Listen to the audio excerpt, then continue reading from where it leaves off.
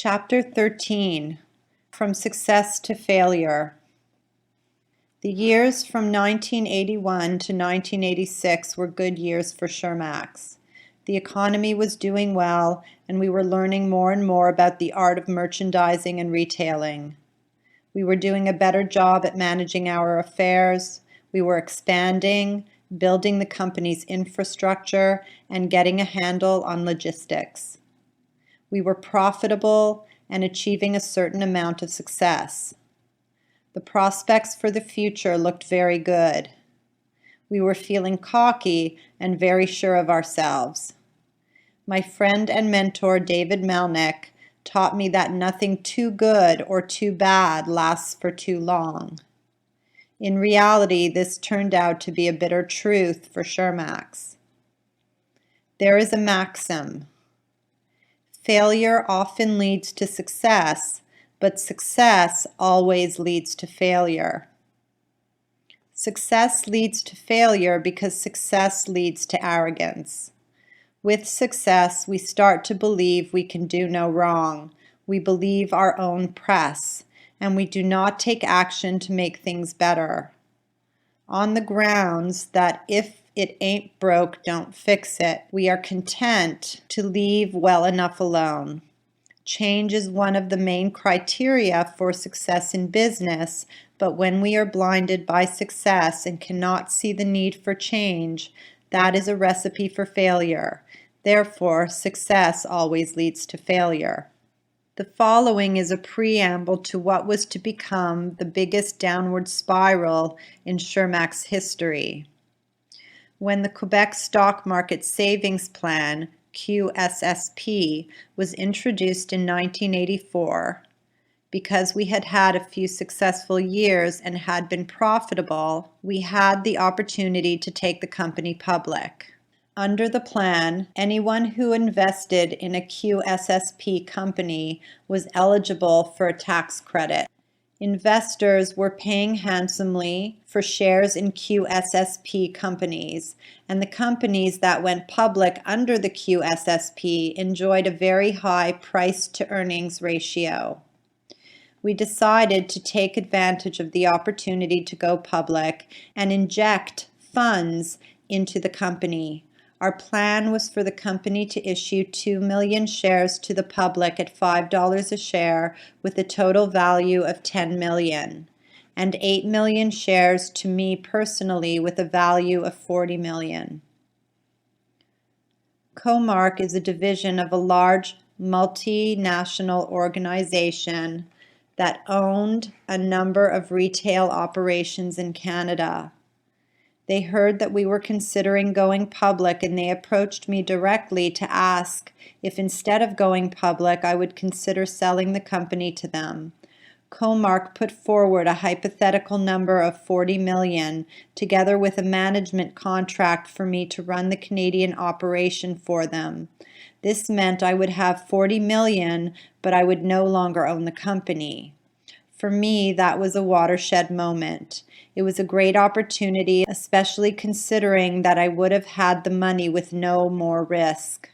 I wrestled with Comark's proposal for only 24 hours. Then I called them and said, "Thank you very much for your interest, but no thank you." I made the decision not to sell because I loved what I was doing. There was still much I wanted to do. I still had mountains to climb. Besides, I was not captivated by the money. Shirley and I lived modestly, and we had enough. We had no desire to cash out and change our lifestyle, and that was the end of that. Little did I know at the time that we would be heading into very rough waters, and I would have to wait for more than 20 years to see Shermax at that level of value again. But regardless of what we went through in the following years, I never regretted that decision. Instead of accepting Comark's offer, we went public and raised $10 million for the express purpose of expansion. So we were doing well and the future looked rosy, but we did not understand that retailing was in for a huge change and that our business concepts were not keeping pace but were growing stale. We did not understand that what had worked successfully in the 70s and 80s would not work in the more difficult economy of the 90s and the realities of the coming millennium. We could not see what was coming because we were blindsided by our past success. We made our decision to go public and expand rapidly when the economy was at its peak, just before Canada fell into the worst recession since the Great Depression. The failing economy, coupled with our tired business concepts, started the company on a downward spiral. It was in this business environment that I had an eye-opening experience with two young people in the organization. That experience taught me a profound lesson that led to a major change in the Shermax culture and supported our future growth and development. King of Maternity. By 1985, we had built a very solid business called Shirley K Maternity. We had about 75 stores. We were doing well. The business was profitable and was producing an excellent cash flow. At the time, Shirley K was the cash cow that provided us with the wherewithal to start the new business in plus sizes. Now I must provide some background here. The maternity business is inherently a small business. Only 1% of the female population is pregnant at any one time, so there is a finite customer base. Individual mom and pop maternity stores have been around for generations, but the people who ran them barely made a living.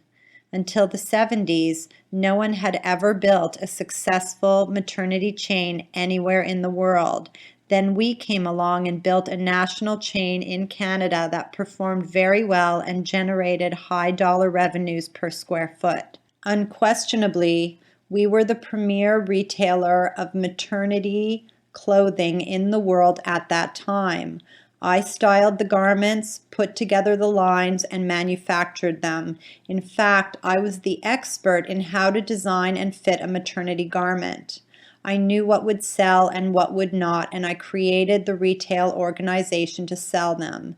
No one else in the world had as comprehensive a background and understanding of the maternity fashion business. I was the guru. I was the king of maternity.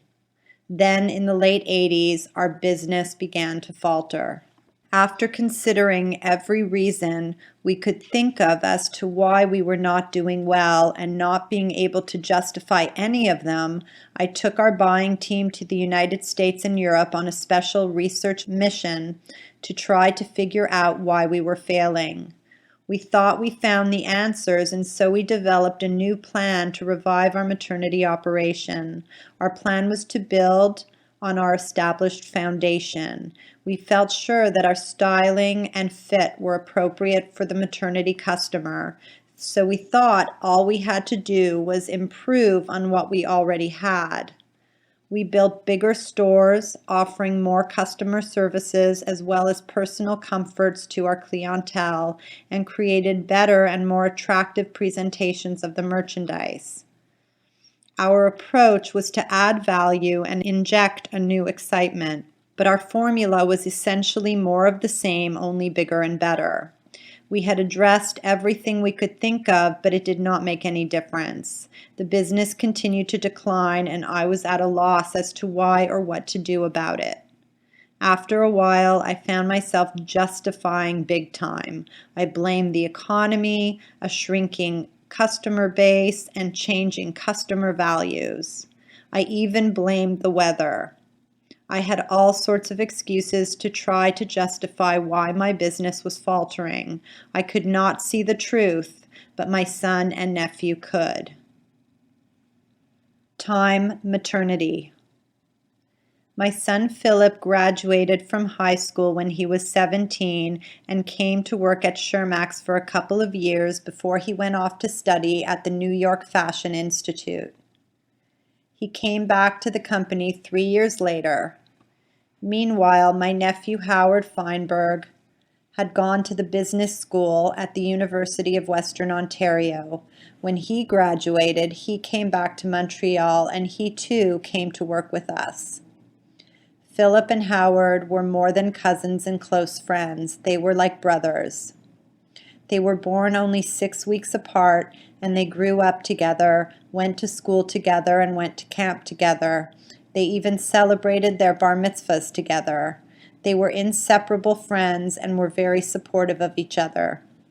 When Philip and Howard began working together at Shermax, they started to give me a hard time about our maternity business.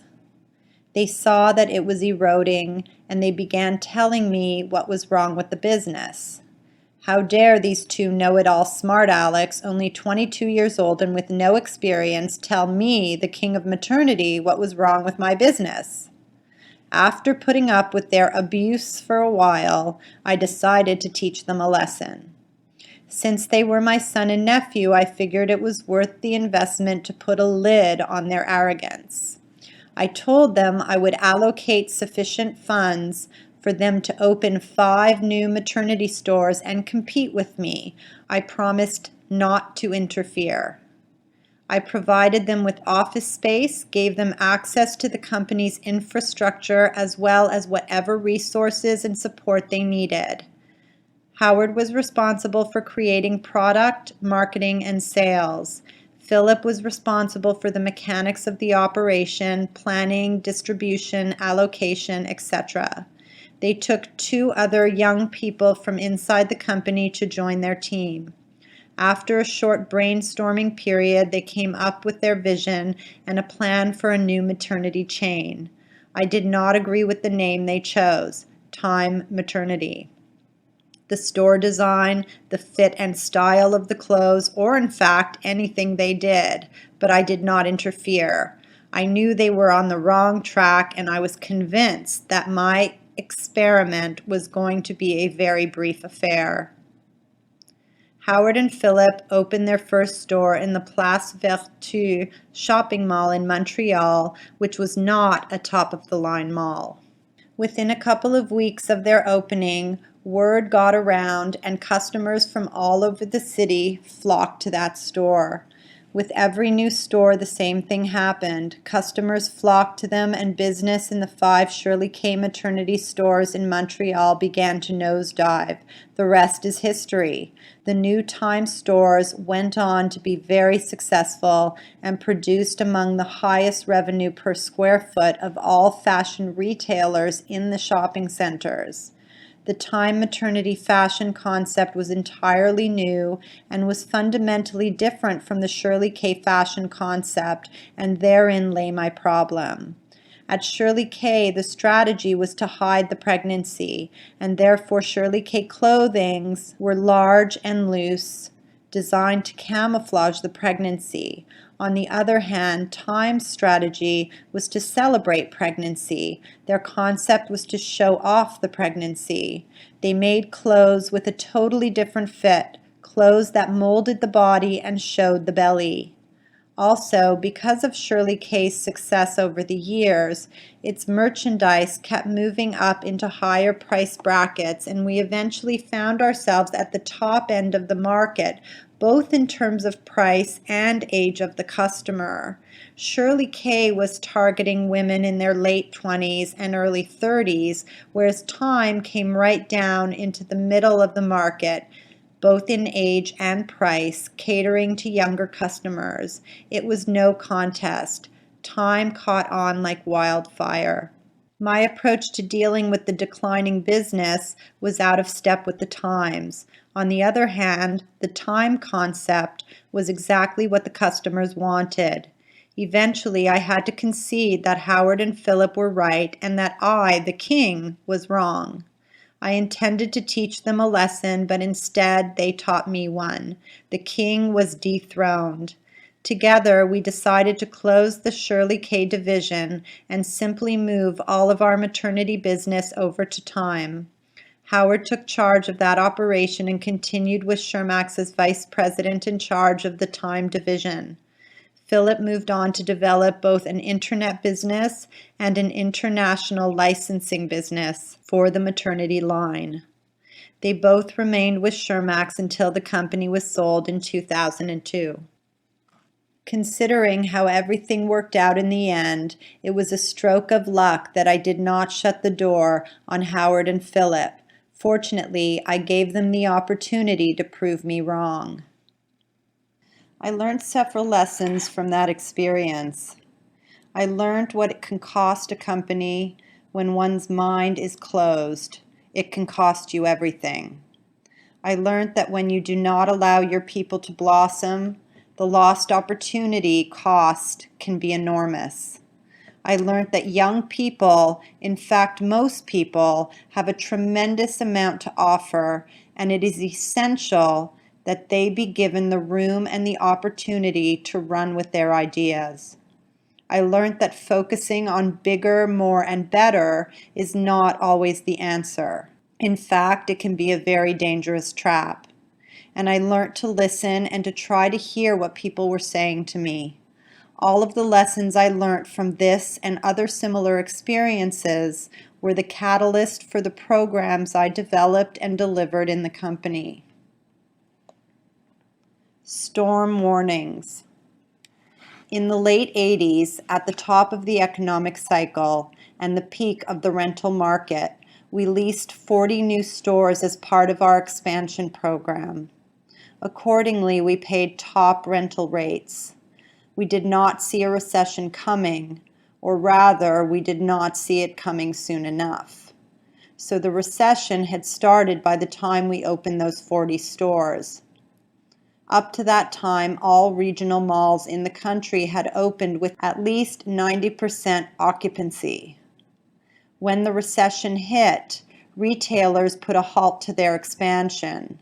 But we were early birds and had already committed to leases, so we opened most of our new stores in malls that were only partially leased. The malls for which we had paid top dollar turned out to be inferior, and the stores never got off the ground. And because of the ever-deepening recession, consumers disappeared, our profitability declined, and we started losing money, more and more year after year for the next 5 years. By 1991, I began to see that the businesses that would survive through the recession would be those that presented new and fresh concepts that captured the imaginations of newly aware, demanding, and value-conscious consumers. Our old, tired retail concepts did not meet those criteria. So we started the process of reinventing our two businesses. By the summer of 1993, we had developed and opened new prototype stores for both the maternity and plus-size divisions. These prototype stores would have to be rolled out across the country to replace our existing small, old, and outdated stores. Tremendous capital was required to do this, capital that, given our accumulated losses, we did not have.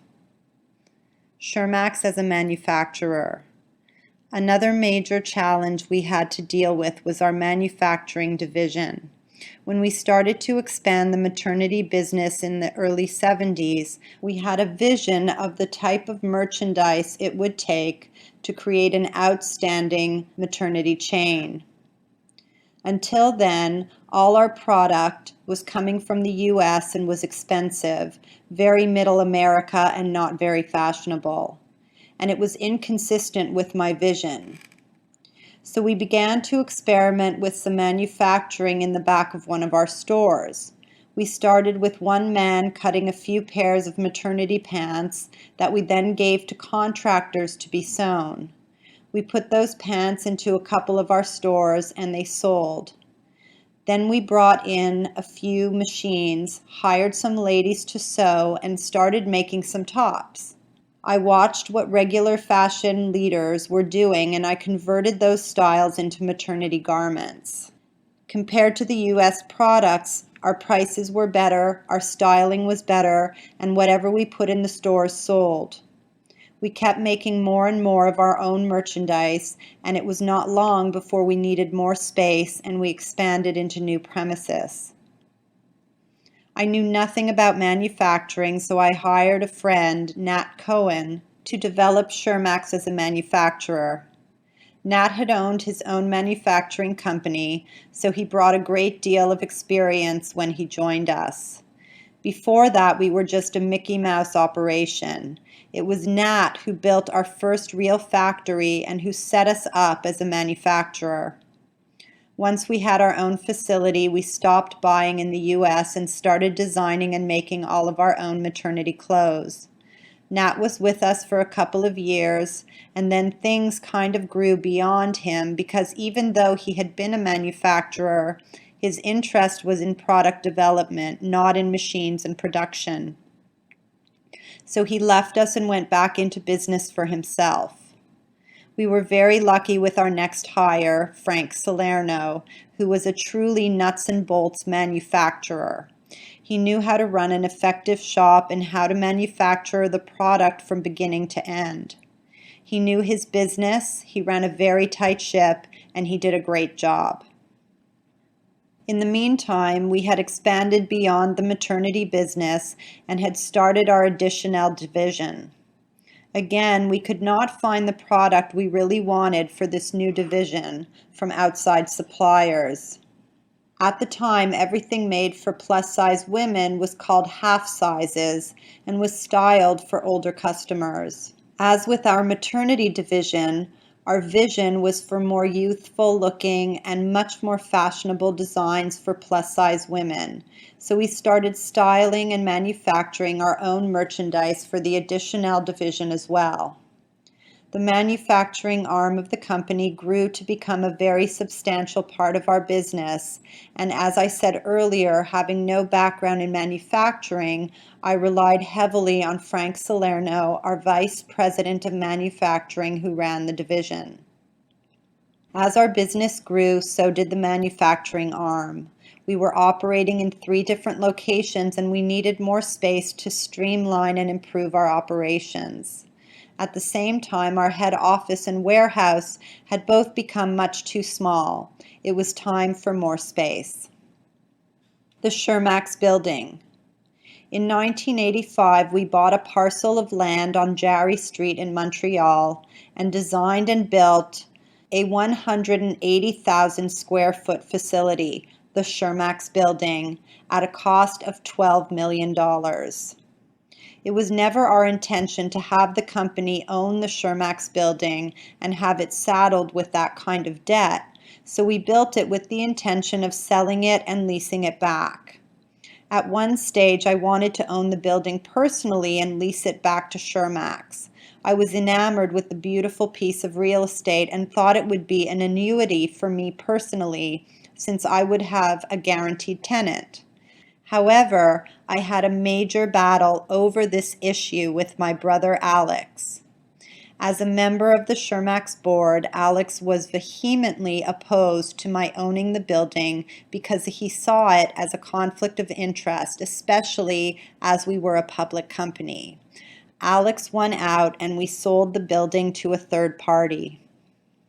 Once again, my guardian angel was looking out for me because had I owned that building when we filed for protection in 1993, I would not be writing this book now. We would never have survived because the additional debt we would have been carrying on this building would have pulled us down.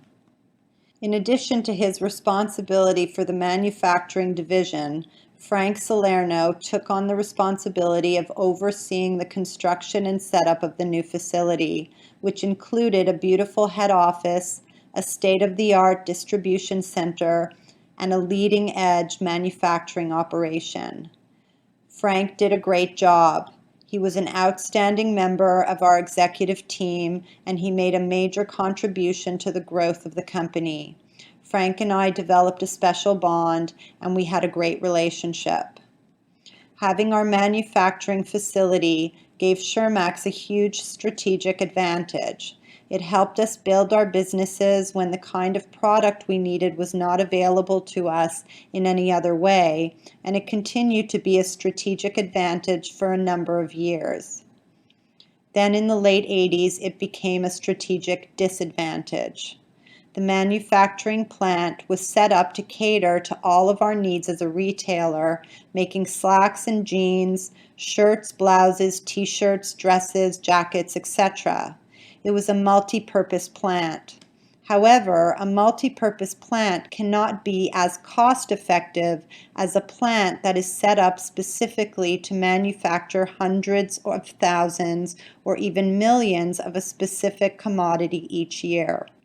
When we were smaller, we could not buy from outside suppliers because it did not pay them to make small quantities. But as we grew, the number of units per style that we needed were large enough to make it viable for us to purchase from outside suppliers.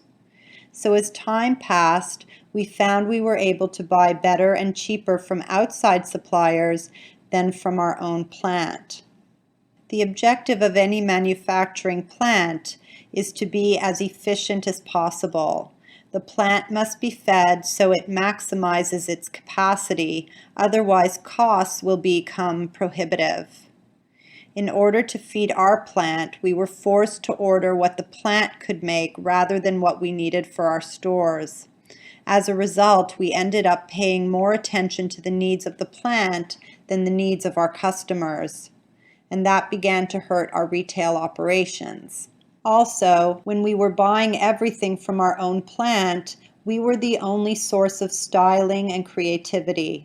However, by sourcing from a wider range of suppliers, we were able to tap into their creativity and styling, which made our offerings to our customers much more diverse and appealing. Once we became large enough to outsource, our manufacturing facility was no longer competitive or viable, and it became a liability. All of these issues around our manufacturing operation contributed to the downward spiral that we began to experience in our business. When there were signs that Shermax was getting into serious financial difficulties, we started downsizing and restructuring. One of the first things we did was to close the manufacturing operation in the spring of 1993. The truth. There is a concept very dear to my heart which has to do with telling the truth. I deal with the truth in part 2, but it is worth mentioning here because it is relevant to our manufacturing experience. I assert that it is often difficult for all of us to be objective and to see and tell ourselves the truth about those things nearest and dearest to our hearts. We have no difficulty seeing the truth about how well something is or is not working when someone else has created it or is responsible for it. However, we often have great difficulty seeing and telling ourselves the truth about those things that we have created, are responsible for, in love with, committed to, or passionate about. I also assert that the implications and costs of not telling ourselves the truth can be enormous. We had invested a lot of effort and money into developing the manufacturing division. It was a class act, and I was very proud of it. However, at a point, it started to become obsolete for our purposes. But just as with the faltering Shirley K division, I could not bring myself to acknowledge the truth about our precious manufacturing division, and we kept struggling to make the plant more efficient. To make matters worse, we forced our buyers to buy from our own plant rather than from other sources where they could have acquired better or equal products at better prices. That simply compounded our problems. We could not acknowledge the truth about what was happening to our manufacturing division. Continuing to support that division had a serious effect on our retail operations, and this too contributed to our downward spiral. The truth was right in front of our noses, but we could not see it.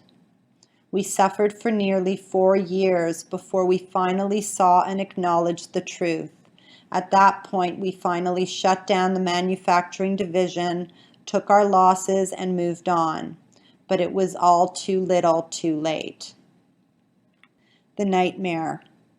In October 1993, after 5 years of losses, our financial viability was questioned by one of our biggest creditors, a factoring company that financed many of our suppliers' accounts receivable.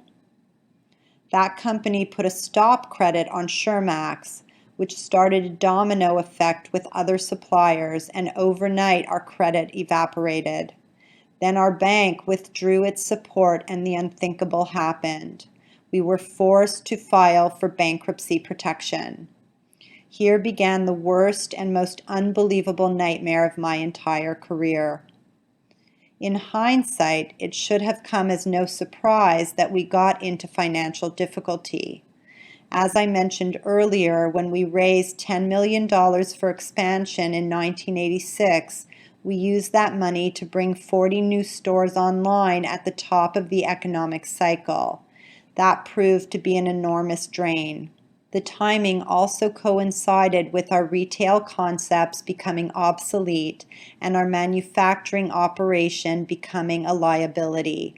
All of these factors contributed to our losing money.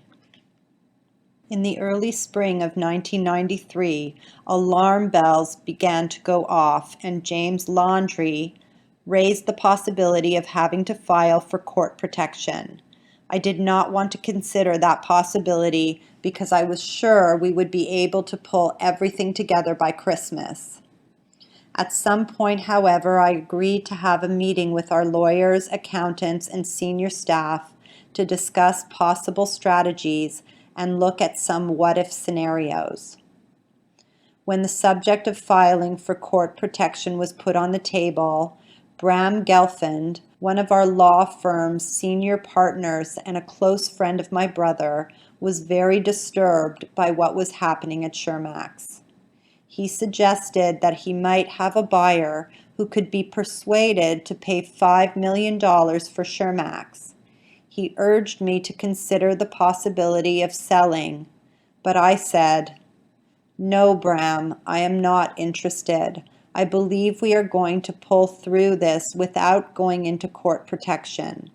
However, if by some chance Shermax fails, I could live with myself if I knew I had done everything in my power to try to save it. And even if I could not save it and I lost everything, at least I would feel that I had given it everything I had. If I sold out today at $5 million, it would nag me to my grave that I had chickened out when the going got rough." Bram, who had a keen interest in our family's well-being, was visibly frustrated with me, and he became very angry. "Max," he said, "you are irresponsible. You have always been irresponsible because for all the years you've been in business, you have never taken any money out of the business to protect yourself and your family. And now when the ship is probably going down and you may have an opportunity, maybe, to come out of this mess with something for yourself and your family, you are saying no. You don't seem to understand that if you have to file for protection, there's no way you can survive. Do you have any money of your own to reinvest in the company?